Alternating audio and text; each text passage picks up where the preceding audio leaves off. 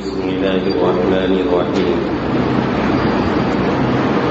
إنما النسيء زيادة في الكفر يضل به الذين كفروا يحلونه عاما ويحرمونه عاما ليواطئوا عدة ما حرم الله فيحلوا ما حرم الله زين لهم سوء أعمالهم والله لا يهدي القوم الكافرين.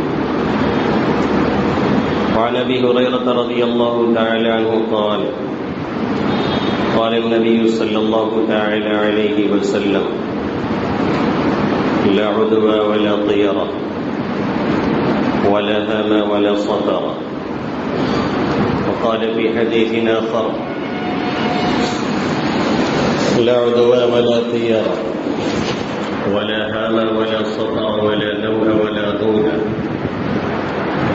وقال في حديث آخر ليس منا من تطير أو تطير له أو سحر أو سحر له أو تكهن أو تكهن له ومن عقد عقدة ومن أتى كاهنا فصدقه بما يقول فقد كفر بما أنزل على محمد صلى الله تعالى عليه وسلم. میرے محترم بزرگوں اور دوستوں، میرے غیور نوجوان ساتھیوں،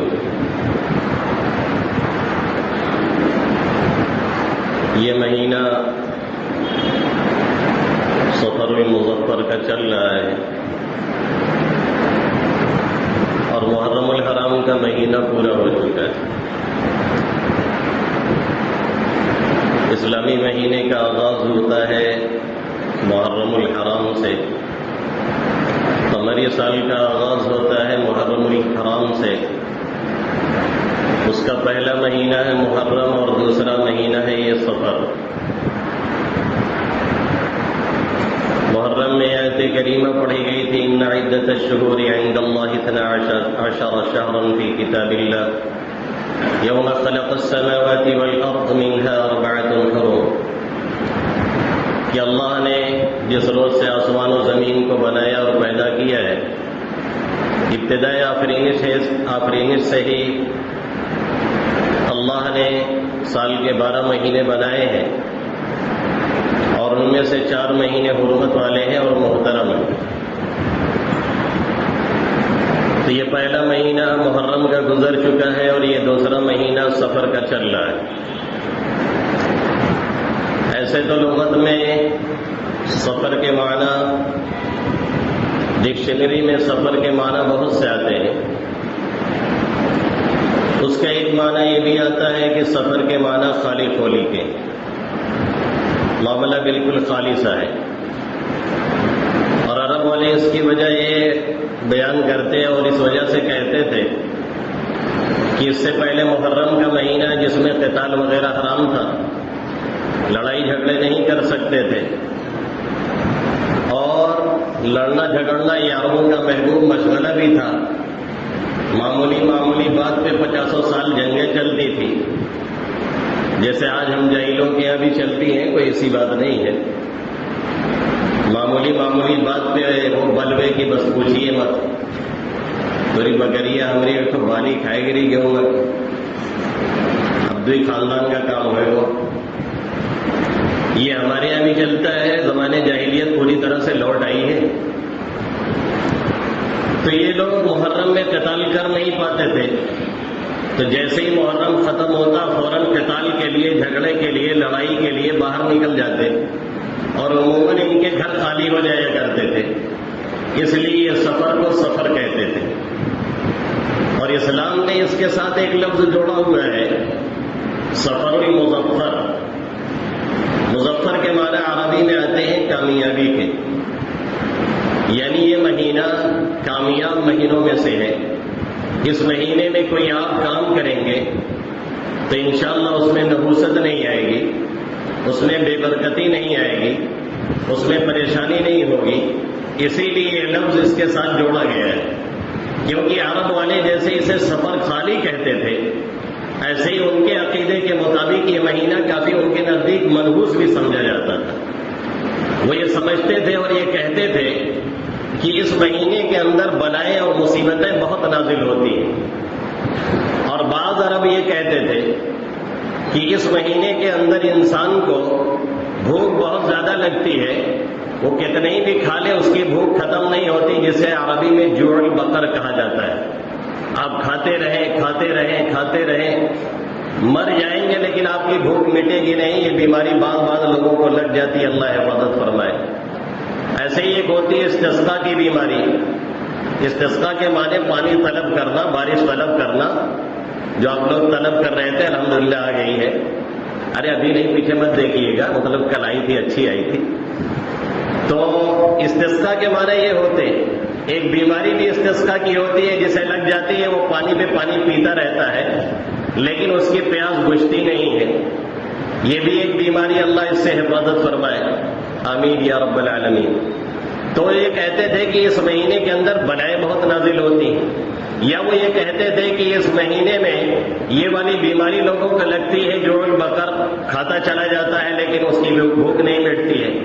بعض کہتے تھے اس مہینے میں پیٹ کے اندر ایک کیڑا یا سانپ جیسا پیدا ہو جاتا ہے جو انسان کی کبھی کبھی موت کا سبب بن جاتا ہے۔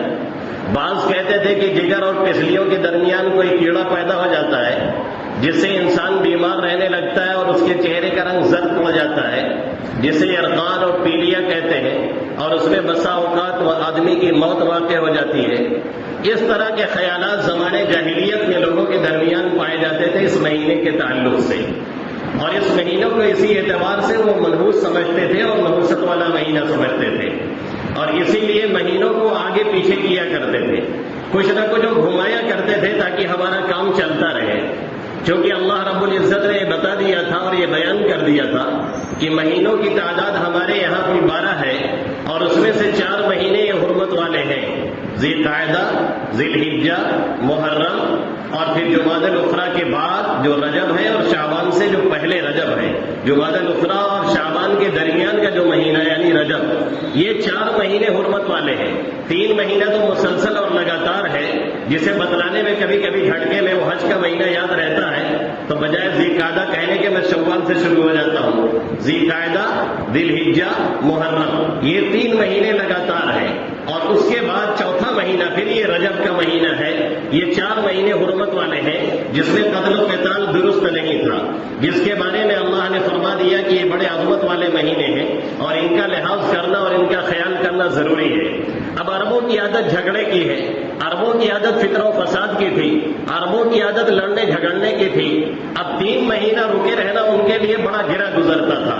1 مہینہ تو چل جائے، 1 مہینہ، 2 مہینہ، 3 مہینہ، اب 30 سے 90 دن تقریباً اس طریقے سے رکے رہنا کہ کسی سے جھگڑنا نہیں ہے، کسی سے لڑنا نہیں ہے، کسی سے بولنا نہیں ہے، کسی سے لڑائی کی بات کرنی نہیں ہے، کچھ ہو جائے تو صبر سے کام لینا ہے۔ تو وہ یہ کیا کرتے تھے کہ مہینوں کو کچھ آگے پیچھے کر لیا کرتے تھے، اپنے اعتبار سے سیٹ کر لیا کرتے تھے۔ اگر ان کو لڑنے کا موڈ بن گیا تو پتہ چلا کہ وہ محرم کو سفر بنا دیتے تھے اور سفر کو محرم بنا دیتے تھے۔ محرم میں خوب لڑائی کر لیں اور اس کے بعد کہیں کہ یہ مہینہ تو ٹھیک ہے، اس میں لڑ لیا گیا، اب سفر کو حرمت والا مہینہ مان لیا جائے، اس کو محرم بنا دیا جائے۔ یہ وہ کھیل کھیلا کرتے تھے مہینوں کے ساتھ، اسی طریقے سے آگے پیچھے کیا کرتے تھے اور اس میں اپنی خواہشات پوری کر لیتے، اور یہ کہتے کہ 4 مہینہ اللہ نے بیان کیا، بس 4 مہینہ کسی طرح سے ہو جانا چاہیے، ضروری نہیں ہے کہ وہی مہینہ جو اللہ نے کہا وہی حرمت والا رہے، بس 4 مہینے کی گنتی پوری ہو گئی، اتنا ہمارے لیے کافی ہے۔ حضرت عبداللہ ابن عباس رضی اللہ تعالیٰ عنہ نے فرمایا کہ یہ حج کے مہینوں میں عمرہ کرنا ان کے نزدیک سب سے بڑا گناہ سمجھا جاتا تھا۔ وَيَجْعَلُونَ الْمُحَرَّمَ صَفَرًا، یہ محرم کو سفر بنا دیا کرتے تھے اور کہتے تھے اِذْ بَرِئَتْ دَبَرْ، جب اونٹ کی پیٹھ ٹھیک ہو جائے، وَعَفَى الْعَصَرْ، اور اس کے نشانات مٹ جائے، اور وَانْسَلَخَ الشَّهْرُ، یہ مہینہ چلا جائے، تو وہ شخص جو عمرہ کرنا چاہے، لمن اعتمر، جو عمرہ کرنا چاہے اب وہ عمرہ کر سکتا ہے۔ تو یہ محرم کو ادھر سے ادھر کر دیتے، سفر کو ادھر سے ادھر کر دیتے۔ اللہ کے حبیب صلی اللہ علیہ وسلم نے اور اللہ نے قرآن میں بیان فرمایا، انما النسیء زیادۃ فی الکفر یضل به الذین کفروا یحلونہ عاما ویحرمونہ عاما لیواطئوا عدۃ ما حرم اللہ فیحلوا ما حرم اللہ۔ اللہ فرما رہا ہے کہ یہ نسی جو ہے مہینوں کا ادھر ادھر کرنا یہ کفر میں ایک ایسی زیادتی ہے جس سے یہ کافر لوگ اور زیادہ گمراہی میں پڑتے ہیں۔ یہ کیا کرتے ہیں، اللہ نے جس مہینے کو حلال قرار دیا ہے اس کو یہ حرام کر لیتے ہیں، اللہ نے جس مہینے کو حرام کیا ہے اس کو یہ حلال کر لیتے ہیں، اور یہ چاہتے ہیں کہ اللہ نے جو عدت جو گنتی بیان کی ہے اس کی موافقت کر لی جائے، بس اتنا کافی ہے۔ جو اللہ نے حرام کیا ہے اسے یہ حلال کر لیتے ہیں، اللہ نے جو حلال کیا ہے اسے یہ حرام کر دیتے ہیں۔ اللہ نے جس مہینے میں قتل و قتال سے منع کیا ہے اس مہینے میں یہ قتل و قتال کر لیتے ہیں، اور اس کے بعد دوسرے مہینے کو حرمت والا بنا لیتے ہیں۔ یہ اپنی طرف سے گیم کھیلا کرتے تھے اور اپنی طرف سے شریعت میں دخل اندازی کیا کرتے تھے۔ اللہ نے اس سے منع فرمایا اور کہا زُیِّنَ لَهُمْ سُوءُ أَعْمَالِهِمْ، ان کی بدعمالی ان کی نگاہوں میں اچھی بنا دی گئی ہے، مستحسن کر دی گئی ہے، ان کو یہ برا کام بھی اچھا لگنے لگا ہے، ان کو برائی نہیں نظر آتی ہے۔ بہت سے ایسے لوگ ہمیں اور آپ کو ملتے ہیں جو شراب پی کر کے سمجھتے ہیں ہم بہت اچھا کر رہے ہیں، جو جوا کھیل کر کے سمجھتے ہیں ہم بہت اچھا کر رہے ہیں، جو حرام کھا کر کے سمجھتے ہیں ہم بہت اچھا کر رہے ہیں، جو دوسرے کا حق مار کے سمجھتے ہیں ہم بہت اچھا کر رہے ہیں۔ یقیناً وہ اچھا نہیں کر رہے ہوتے ہیں، معاشرہ بھی ان کو برا سمجھ رہا ہوتا ہے، ان کا ضمیر شروع میں ملامت کرتا ہے، لیکن یہ برائیاں کرتے کرتے دل اتنا تاریک ہو جایا کرتا ہے کہ پھر برائی نہیں نظر آتی ہے، پھر برائی اچھائی لگنے لگتی ہے، پھر اللہ کی توفیق سلب ہو جایا کرتی ہے۔ اللہ ایسے دن کے آنے سے ہم سب کی حفاظت فرمائے۔ ایک نوجوان ہم سے ملا، یہ علاقے کا رہنے والا ہے، کہنے لگا آپ کی تقریر سن کر کے بہت زیادہ نیک تو نہیں بنا ہوں اور بہت زیادہ نماز وغیرہ کا پابند تو نہیں ہوا،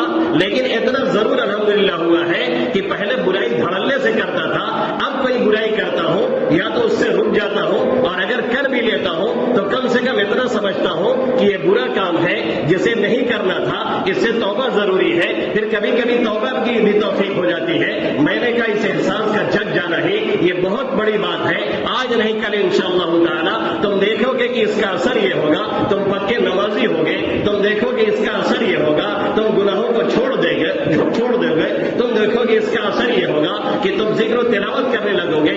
اب دیکھتا ہوں الحمدللہ وہ نوجوان اکثر و بیشتر نماز میں حاضر رہتا ہے، تو جذبات یہ جب جگتے ہیں تو کام دیتے ہیں، اور برائیاں جب جھگڑتی ہیں تو دل دماغ ایسا بچ جاتا ہے کہ انسان برا کر کے بھی ہنستا ہے اور اچھائی کو برا سمجھنے لگتا ہے، اچھے لوگوں کو غلط کہتا ہے اور برے لوگوں کو اچھا سمجھنے لگتا ہے۔ یہ اللہ و کافروں کے بارے میں بیان کر رہا ہے، ان کی بدعمالی ان کی نگاہوں میں بری بنا دی گئی ہے، جس کی وجہ سے اسے اچھا سمجھتے ہیں، یہ کہیں سے اچھا نہیں ہے۔ اسی کا اعلان کیا محمد عربی صلی اللہ علیہ وسلم نے حجۃ الوداع میں، آخری حج میں آقا مدنی صلی اللہ علیہ وسلم نے فرمایا کہ سنو، زمانہ گھما کر کے، زمانہ پھرا کر کے پھر اپنی اصلی حالت پر آ چکا ہے، اسی حالت پر پہنچ چکا ہے جس حالت پر اللہ نے زمین آسمان کو پیدا کیا تھا، اسی حالت میں آ چکا ہے۔ نسیح کافروں کا کام تھا جو زمانے کو پیچھے اور آگے کر دیا کرتے تھے، زمانے میں اس کی کوئی گنجائش نہیں ہے۔ حرمت والے مہینے 4 ہیں، ذی القعدہ، ذی الحجہ، محرم اور رجب۔ آقا مدنی صلی اللہ علیہ وسلم نے فرمایا اب اس میں کوئی تبدیلی نہیں ہو سکتی، اب کچھ چینجنگ اس میں نہیں ہو سکتی۔ اب افسوس کی بات یہ ہے کہ زمانے جاہلیت میں کھیل ہوتا تھا، افسوس کی بات یہ ہے کہ زمانے جاہلیت میں لوگ اس کی برائی بیان کرتے تھے، اور لوگ کہتے تھے کہ اس میں بلائیں نازل ہوتی ہے، اور لوگ کہتے تھے کہ اس میں مصیبتیں آتی ہیں، اور لوگ کہتے تھے یہ مہینہ منحوس ہے، اور لوگ کہتے تھے اس مہینے میں اچھائی نہیں ہے، اور لوگ کہتے تھے اس مہینے میں بیماریاں اترتی ہیں، اور لوگ کہتے تھے اس مہینے میں اس طرح کی دقتیں آتی ہیں۔ وہ آج بھی زمانے جاہلیت کے اثرات بعض جاہل لوگوں میں پائے جاتے ہیں، جو جاہلیت والے علاقے میں رہتے ہیں، یا جو بدعتی حضرات کے علاقے میں رہتے ہیں، یا جو غیر مسلموں کے ساتھ رہتے ہیں، یا جو ایسے علاقے میں رہتے ہیں جہاں پہ کوئی اس طرح سے باتیں بتانے والا نہیں، وہ بھی یہی سمجھتے ہیں کہ سفر کا مہینہ منحوس ہے، اس میں کوئی اچھا کام نہیں کرنا چاہیے، کوئی اچھا کام نہیں کرنا چاہیے اور اس سے دور رہنا چاہیے، اور وہ کہتے ہیں کہ یہ مہینہ 13 تیزی کہلاتا ہے۔ 13 تیزی یعنی تیزی 13، ایک دن سے لے کر کے 1 تاریخ سے لے کر کے 13 دن تک یہ مہینہ بڑا تیز ہوتا ہے، نعوذ باللہ۔ اس میں بلائیں اترتی ہے، اس میں مصیبتیں اترتی ہیں، اس میں آفات نازل ہوتی ہے، اور اسی مہینے میں وہ لوگ کہتے ہیں کہ اس بلائیں اور مصیبتوں کو دور کرنے کے لیے چنا پکا پکا کے کھاوا جائے. چنا پکا پکا کے کھاتے ہیں اور دوسروں کو تقسیم کرتے اور کھلاتے ہیں, کہتے ہیں اس سے بلا ٹل جائے گی. ارے چنا سے اگر مارا جاتا تو ہو سکتا ہے کوئی بلا ٹل بھی جاتی, کھا کر کے ہڑپ کر گئے وہ بلا کہاں جانے والی ہے. یہ کہتے ہیں سفر کے مہینے میں یہ 13 تیزی ہے, 13 دن اس میں تیزی رہتی ہے, اور اس کی وجہ یہ بیان کرتے ہیں کہ اللہ کے حبیب صلی اللہ علیہ وسلم کو جو بیماری پیش آئی تھی وہ انہیں 13 دنوں کے اندر آئی تھی. سفر کے شروع میں پیش آئی اور 13 دنوں تک چلتی رہی. اس لیے ان 13 دنوں میں کوئی اچھا کام نہیں ہو سکتا. یہ بیماری نحوست تھی, یہ نحوست والی بیماری تھی جو آقا مدنی صلی اللہ علیہ وسلم کو لگی, اور آقا اسی مہینے میں پھر وفات پا گئے. اور عجیب خربتا ہے, عجیب اللاجیکل بات ہے, یہ 13 دن تو کہتے ہیں نحوست کے ہیں, اور وجہ یہ بیان کرتے ہیں کہ محمد عربی صلی اللہ علیہ وسلم کو اس 13 دن کے اندر بیماری رہی ہے.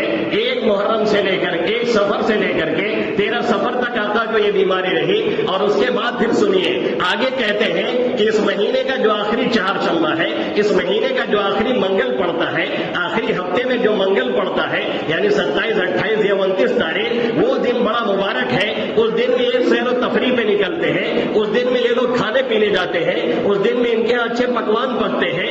ایسے لوگوں کا عقیدہ جو کہتے ہیں کہ 13 دن منحوس کے ہیں اور نحوست کے ہیں, پھر اس کے بعد مہینے کے آخری چہارشنبہ کو, آخری منگل کو یہ لوگ خوشیاں مناتے ہیں. اور پوچھا جائے ایسا کیوں کرتے ہو, تو کہتے ہیں 13 دن آقا مدنی صلی اللہ علیہ وسلم بیمار رہے, اس لیے نحوست والے دن ہے, اور چہارشنبہ کو آقا ٹھیک ہو گئے تھے, اس لیے مبارک دن ہے, اس لیے اس میں انجوائے کیا جائے, اس لیے اس میں بریانی پکائی جائے, اس لیے اس میں کھچڑا بنایا جائے, اس لیے اس میں دعوت کی جائے, اس لیے اس میں لولو مال بھولا جائے اور لولو اور پولو کیا جائے. یہ طریقہ وہ اختیار کرتے ہیں. انتہائی انلاجیکل بات ہے. کہاں شروع کی تاریخ سے آقا مدنی صلی اللہ علیہ وسلم 13 دن بیمار رہے, تو پھر شروع کی تاریخ سے 13 تاریخ تک بیماری ہوئی, تو آپ 13 تاریخ تک یا اچھے ہوئے یا اسی دنیا سے پھر آپ چلے گئے, تو پھر 13 تاریخ بنی مہینے کا آخری چہارشنبہ یا مہینے کا آخری منگل 28 یا 29 تاریخ کیسے بنی؟ یہ انلاجیکل بات کیوں کی جا رہی ہے؟ پہلی بات تو یہی نہیں صحیح ہے کہ آقا مدنی صلی اللہ علیہ وسلم سفر کے شروع میں بیمار ہوئے تھے. محققین و علماء کی رائے دیکھیے, ان کی عبارات دیکھیے, طبقات ابن سعد دیکھیے, اسی طریقے سے سیرت ہشام دیکھیے, اور دوسری تواریخ کی کتاب دیکھیے, صاف ظاہر ہو جائے گا کہ آقا مدنی صلی اللہ علیہ وسلم کو سفر کے شروع میں بیماری نہیں لگی تھی. آقا کو سفر کے آخر میں بیماری شروع ہوئی جو ربیع الاول تک چلی ہے, اور اسی بیماری میں آقا مدنی صلی اللہ علیہ وسلم کی وفات ہوئی. اسی لیے 12 وفات کہا جاتا ہے, اور 12 وفات بہت سے لوگ مناتے ہیں. معلوم یہ ہوا کہ سفر کے شروع میں آقا کو بیماری نہیں لگی تھی, سفر کے آخر میں آقا مدنی صلی اللہ علیہ وسلم بیمار ہوئے تھے, اور ربیع الاول کے شروع میں آقا کی وفات ہوئی تھی. اور اگر وہ لوگ یہ کہیں کہ نہیں یہ بیماری وہ نہیں تھی جس میں آقا کی وفات ہوئی, بلکہ یہ بیماری دوسری تھی جس میں آقا کی وفات نہیں ہوئی, تو اس کے لیے کوئی دلیل چاہیے. حدیث میں کوئی ایسا واقعہ نہیں ملتا کہ آقا اتنے دنوں تک کسی اور زمانے میں بیمار رہے ہو, اس لیے یہ کہنا بالکل درست نہیں ہے. پھر ایک سوال سا پیدا ہوتا ہے کہ جب جس دن میں آقا بیمار ہو رہے ہیں, منگل کے دن کو آقا کی بیماری شروع ہو رہی ہے, اور آقا 12 ربیع الاول کو دنیا سے تشریف لے جا رہے ہیں, منگل کے دن میں خوشی منانا یہ کہاں کا انصاف ہے؟ ہمارا بھائی, ہمارا بیٹا, ہمارا باپ, ہمارا کوئی گھر والا جہاں کلی کے عالم میں ہو, بیڈ پہ تڑپ رہا ہو اور لگتا ہو کہ اس کی جان نکل جائے گی, تو کیا ہم اچھے اچھے کھانے بنائیں گے؟ کیا ہم دعوت کریں گے؟ کیا ہم ولیمہ کریں گے؟ کیا ہم خوشیاں منائیں گے؟ پاسبل ہے ہی نہیں. جب ہم اپنے ایک عزیز کے ساتھ یہ نہیں کر سکتے ہیں, تو میرے نبی محترم فداہ روحی و نفسی و ابی و امی و والدیہ و عشیرتی, اس پر میرے والدین, میرے ماں باپ, میرا کنبہ قبیلہ, سب کے سب آقا مدنی صلی اللہ علیہ وسلم پر قربان جائیں. جس دن میں آپ بیمار ہو رہے ہیں, آپ اس دن میں خوشیاں منا رہے ہیں اور جھوٹ بول رہے ہیں کہ آقا مدنی صلی اللہ علیہ وسلم اس دن میں ٹھیک ہوئے تھے, اس دن میں آپ بیمار ہوئے تھے, اس دن آپ ٹھیک نہیں ہوئے تھے. پھر تیسری بات یہ کہ آئیے دیکھتے ہیں کیا بیماری نحوست ہے, یا جس کو لگ جاتی ہے وہ بیچارہ منحوس ہو جاتا ہے. ہماری شریعت ایسا کوئی پیغام نہیں دیتی. ہماری شریعت تو کہتی ہے بیماری نحوست نہیں ہے. اگر کوئی صبر شکر سے کام لے رہا ہے تو بیماری اس کے حق میں ایک بہتر چیز ہے جس سے اس کے گناہ دھلتے ہیں. اللہ کے حبیب صلی اللہ علیہ وسلم نے فرمایا کسی مومن کو, کسی مسلمان کو کوئی رنج, کوئی تکلیف, کوئی دکھ, کوئی اذیت, کوئی پریشانی, کوئی ٹینشن, کوئی غم, کوئی کانٹا بھی چبھتا ہے تو اس کے گناہ معاف ہوتے ہیں. ایک مرتبہ تذکرہ ہوا آقا مدنی صلی اللہ علیہ وسلم کے دربار میں بخار کا تذکرہ آ گیا. آقا نے فرمایا بخار کو برا بھلا مت کہو, اس لیے کہ بخار صاحب بخار کو گناہوں سے ایسے ہی دھل دیتا ہے جیسے آگ میں ڈال کر کے لوہے کو صاف کیا جاتا ہے, اس کا زنگ صاف ہو جاتا ہے. ایک صحابی کی عیادت کے لیے آقا مدنی صلی اللہ علیہ وسلم گئے. آقا نے پوچھا کیا حال ہے؟ انہوں نے کہا ٹھیک ہے الحمدللہ. آقا نے کہا کیسی طبیعت ہے؟ کہنے لگے بخار نے تھکا دیا ہے. آقا مدنی صلی اللہ علیہ وسلم نے فرمایا غم مت کرو, اچھے ہو جاؤ گے. اور بخار سے گناہ ایسے دھلتے اور صاف ہوتے ہیں جیسے بھٹی میں ڈال کر کے لوہے کو صاف کر دیا جاتا ہے. معلوم یہ ہوا بیماری ایک مسلمان کے حق میں کوئی نحوست نہیں, کوئی منحوس چیز نہیں ہے. پھر آئیے اس کے خلاف حدیثیں موجود ہیں جس میں آقا مدنی صلی اللہ علیہ وسلم نے فرمایا ہماری شریعت میں کوئی بدشگونی نہیں, ہماری شریعت میں کوئی بدفعلی نہیں, ہماری شریعت میں کوئی منحوست نہیں, ہماری شریعت میں کوئی دن منحوس نہیں, ہماری شریعت میں کوئی مہینہ منحوس نہیں, ہماری شریعت میں کوئی وقت منحوس نہیں, ہماری شریعت میں کوئی شخص منحوس نہیں. نحوست یا نحوست یہ آتی ہے ہمارے بدعمالیوں کے سبب سے. دن اچھا ہو سکتا ہے, دن مبارک ہو سکتا ہے, دن دنوں کا سردار ہو سکتا ہے, جیسے جمعہ دنوں کا سردار ہے, جیسے رمضان پورے مہینے کا سردار ہے. لیکن کوئی دن بدفعلی لیا جائے یا کوئی دن میں بدشگونی ہو یا کوئی دن منحوس ہو یا کوئی جگہ منحوس ہو جائے, وہ بدعمالیوں کے سبب ہو سکتی ہے. لیکن اللہ نے ایسا کوئی سسٹم نہیں بنایا. اللہ کے حبیب صلی اللہ علیہ وسلم فرماتے ہیں لا عدوى ولا طيرا ولا صبرا ولا هاما. آقا فرما رہے ہیں ہماری شریعت میں کوئی بدشگونی نہیں, کوئی بدفعلی نہیں, کوئی بدشگونی نہیں لے سکتا ہے, کوئی بدفعلی نہیں لے سکتا ہے. کوئی یہ نہیں سوچ سکتا ہے فلانے کا چہرہ دیکھ لیا اس لیے کام نہیں ہوگا, فلانے کا سامنا ہو گیا اس لیے کام نہیں ہوگا. ہم میں سے بہت سے لوگ ایسے ہوتے ہیں جو صبح نکلتے ہیں, اس کے بعد اٹھتے ہیں, فجر چھوڑ کر کے اٹھتے ہیں, منہ میں رال لگی ہوئی ہے, سیدھے شیشے میں جاتے ہیں, ایک مرتبہ ادھر ہاتھ مارتے ہیں, ایک مرتبہ ادھر مارتے ہیں, ایسے کر کے پیسہ رکھتے ہیں. اس کے بعد بائک لے کے نکلتے ہیں, سیدھے اب ہوٹل پہ آئیں گے چائے پینے. اب آئے تو بیچ میں گر گئے اور پتہ چلا کہ اسپتال اٹھا کے گئے تو کہیں گے کس کا چہرہ دیکھا تھا یار, صبح صبح نحوست لگ گئی. کسی کا نہیں دیکھا تھا, اپنا منحوس چہرہ دیکھا تھا جو نماز پڑھے بغیر سیدھے شیشہ کے سامنے جا کر کے کھڑے ہو گئے تھے. ہم میں سے بہت سے نوجوان یہ طریقہ اختیار کرتے ہیں. اللہ کے حبیب صلی اللہ علیہ وسلم فرما رہے ہیں ہماری شریعت کے اندر بدشگونی نہیں, ہماری شریعت کے اندر بدفعلی نہیں. اور آگے آقا فرماتے ہیں, آگے آقا مدنی صلی اللہ علیہ وسلم فرماتے ہیں لا طیرا ولا ہاما. آقا فرماتے ہیں لا عدوى, اور ہماری شریعت کے اندر ایک بیماری دوسرے سے متعدی نہیں ہوتی, ایک کی بیماری دوسرے کو نہیں لگتی. جیسے زمانے جاہلیت میں یہ عقیدہ تھا اگر بیمار کے ساتھ رہا جائے, اگر بیمار کے پاس بیٹھا جائے تو اس کی وجہ سے اس کی بیماری دوسرے کو لگ جاتی ہے. ان کا یہ پکا عقیدہ تھا. ایسے ہی عقیدہ اب بھی پایا جاتا ہے. آقا مدنی صلی اللہ علیہ وسلم نے فرمایا کوئی بھی بیماری اس طرح سے متعدی نہیں ہوتی ہے, خود سے نہیں لگتی ہے. اگر خود سے لگتی تو کورونا کال میں اس کے رشتے دار پہلے جاتے, اس کی بیوی پہلے جاتی, اس کا بھائی پہلے جاتا, اس کے تیماردار پہلے جاتے. لیکن معلوم یہ ہوا کہ جو تیمارداری کر رہا تھا وہ آج بھی زندہ ہے, اور جو اس سے کئی کلومیٹر دور تھا وہ دنیا سے جا چکا ہے. کورونا کال میں ایک صاحب اپنی بلڈنگ سے, اپنی عمارت سے, اپنی آفس سے 1.5 سال تک نکلے ہی نہیں, کہیں کسی سے ملاقات ہو جائے اور ہماری موت نہ ہو جائے. اس کے باوجود اٹیک آیا اور منٹوں اور سیکنڈوں میں دنیا سے چلے گئے. اللہ کے حبیب صلی اللہ علیہ وسلم فرماتے ہیں لا طیرۃ ولا عدوى, ایک بیماری دوسرے سے کسی کو لگتی نہیں. اب آپ سوال کر رہے ہوں گے دوسری حدیث میں تو آقا نے فرمایا فر من المجذوم فرارک من الاسد, کہ کسی کوڑ والی بیماری سے, کہ ایسے شخص کے بیمار سے آپ ایسے ہی دور بھاگیے جیسے شیر سے آپ دور بھاگتے ہیں.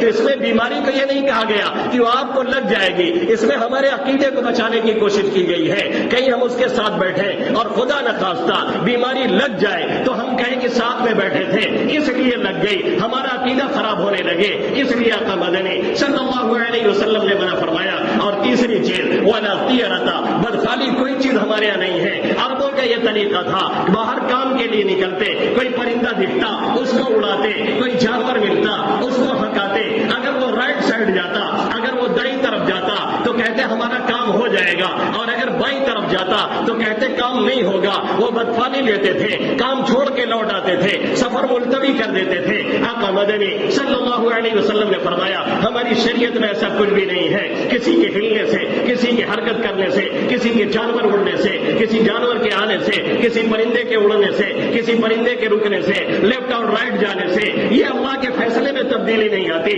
اللہ نے جو مقدر کر رکھا ہے وہ ہو کر کے رہتا ہے، اس لیے عقیدہ نہیں رکھنا ہے، ایسی کوئی بدفالی نہیں۔ اور دوسری حدیث سنیے، اللہ کے حبیب صلی اللہ علیہ وسلم فرما رہے ہیں من تطیر او تطیر له، جس نے بدفالی لی یا اس کے لیے بدفالی لی گئی، او سہارا او سحر له، یا کسی نے جادو کیا یا اس کے لیے جادو کیا گیا، یعنی کسی پر اس نے جادو کرایا، او تکہنا او تکہنا له، یا کسی نے کہانت کی یا اس کے لیے کہانت کی گئی۔ کاہن کسے کہتے ہیں؟ جو غیب کی خبریں بتاتا ہے، فیوچر میں یہ ہونے والا ہے، مستقبل میں یہ ہونے والا ہے، آپ کا ہاتھ دے کے وہ بتائے آپ یہ کمائیں گے، آپ یہ کھائیں گے، آپ اتنا جیئیں گے، آپ ایسے رہیں گے، آپ وہاں مریں گے، آسمان کی خبریں بتائے۔ جیسے آج کل بہت سے عامل بھی اس طرح کی خبریں بتاتے ہیں اور لوگ پہنچ جاتے ہیں، ان میں سے تو اکثر جانکار نہیں ہوتے، لوگوں کو چونا لگاتے ہیں۔ ایسے بیوقوفوں کے پاس مت جائیے، اگر جانا ہے تو کسی واقعی جانکار کے پاس جائیے، اور جو نماز روزہ اور شریعت کا پابند ہو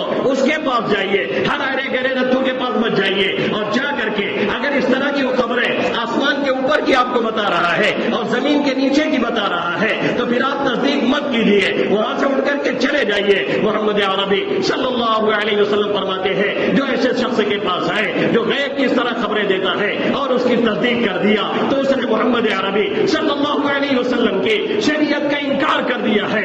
اپنے عقیدے کو سالڈ کیجیے، اپنے عقیدے کو مضبوط کیجیے، ان کے دروں پہ پڑے رہنے سے بہتر ہے اللہ کے در پہ حاضری دی جائے اور بار بار اسے پکارا جائے، اور جتنا ان کے پیچھے دوڑا جاتا ہے، انہیں خدائی کا دعوے دار سمجھا جاتا ہے، واقعی جو خدا ہے اس کے پیچھے جایا جائے۔ اللہ کے حبیب صلی اللہ علیہ وسلم فرما رہے ہیں ان میں سے اکثر کو پتہ ہی نہیں ہوتا کہ کیا ہو رہا ہے، جو سوچتے ہیں عام طور پہ وہی خیالات میں آتے ہیں، وہی لوگوں کو بتانے لگتے ہیں۔ ابھی لکھنؤ کا ایک تانترک تھا، بہت بڑا بابا تھا، وہ لوگوں کو تعبیر دیتا تھا۔ کس بات کی تعبیر؟ آئیے تعبیر لے جائیے گارنٹی کے ساتھ، جہاں آپ چاہیں گے وہاں آپ کی شادی ہو جائے گی۔ نوجوانوں کو ایسا کوئی چاہیے، سب بھاگ بھاگ کے جاتے تھے، وہ سب کو تعبیر دیتا تھا۔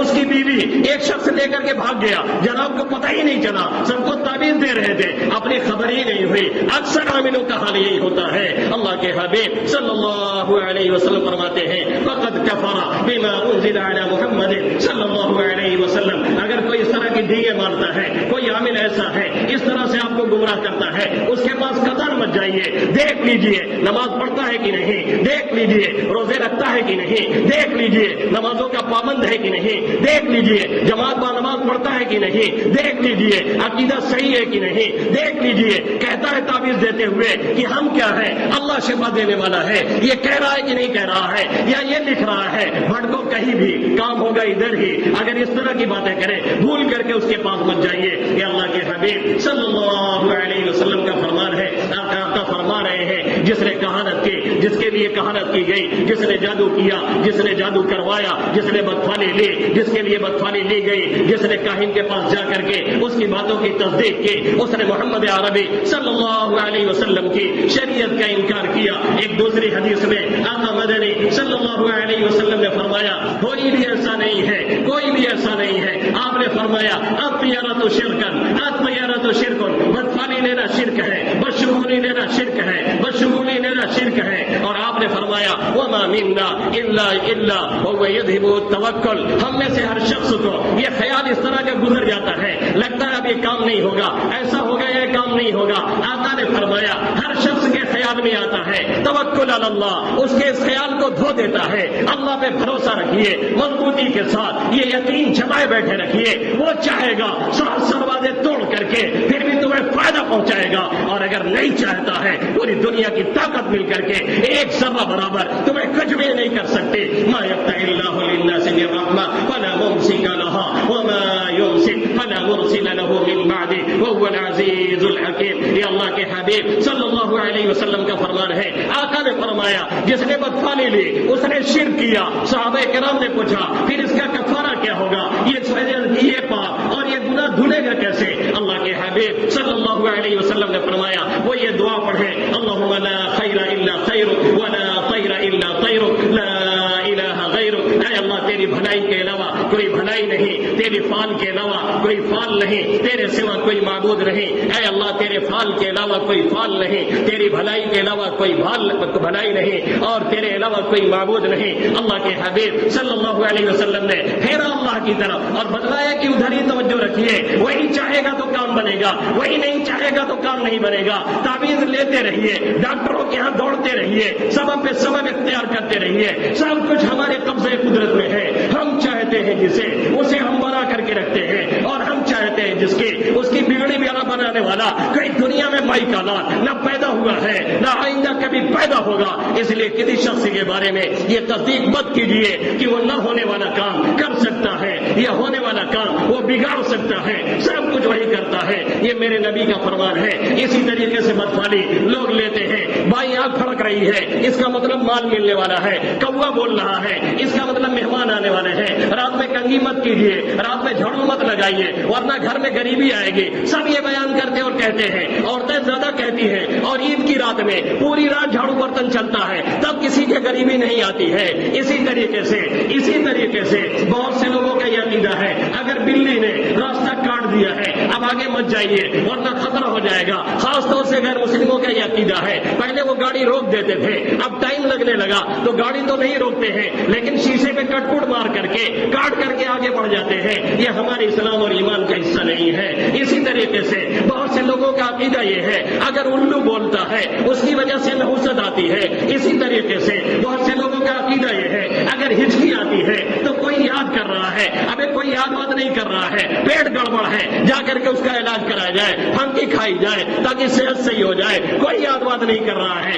اس طرح کی بنا وجہ کی بات ہے ہمارے اور آپ کے اندر پیدا ہے اور ہم اور آپ اس طرح کی باتوں کی تصدیق کرتے چلے جاتے ہیں. جب ایمان کمزور ہوگا، جب عقائد کمزور ہوں گے، اتنی سڑی باتیں ہمیں ڈرانے والی ہوں گی. ہم ایک بلی کو دیکھیں گے اس کو بھوت پریت سمجھیں گے، پھر ہمیں وہ بڑا سا نظر آئے گا. ایک کھمبے کی پرچھائی دیکھیں گے ہم کو لگے گا بھوت ہمارا پیچھا کر رہا ہے. پھر اس کا ہاتھ دکھے گا، پھر اس کا پیر دکھے گا، پھر بڑے بڑے دانت دکھیں گے، پھر وہ ہم کو پکڑ لے گا اور ہم بیٹ پکڑ لیں گے. پھر دوسرے لوگوں کا کام بنے گا اور آپ کا کام بگڑے گا. یہ مت کیا کیجیے. عقیدہ مضبوط کیجیے، سینہ مضبوط کیجیے، کلیجہ مضبوط کیجیے. یہ یقین رکھیے جو وہ چاہتا ہے وہی ہو کر کے رہتا ہے. وہ نہیں چاہتا دنیا کی کوئی طاقت اسے کرنے والی نہیں ہے. یہ عقیدہ جب سالڈ ہوتا ہے تب آدمی اس طرح کے اوہام میں نہیں جاتا. اور عقیدہ جب سالڈ نہیں ہوتا، عقیدہ کمزور ہوتا ہے تب آدمی بلی پیروں میں آ گئی، گھر سے الٹ گیا، ایک گوجر آ گیا، پتہ چلا کہ گھر چھوڑ کر کے بھاگ گئے. گھر میں تھوڑا سا آواز پیدا ہوئی،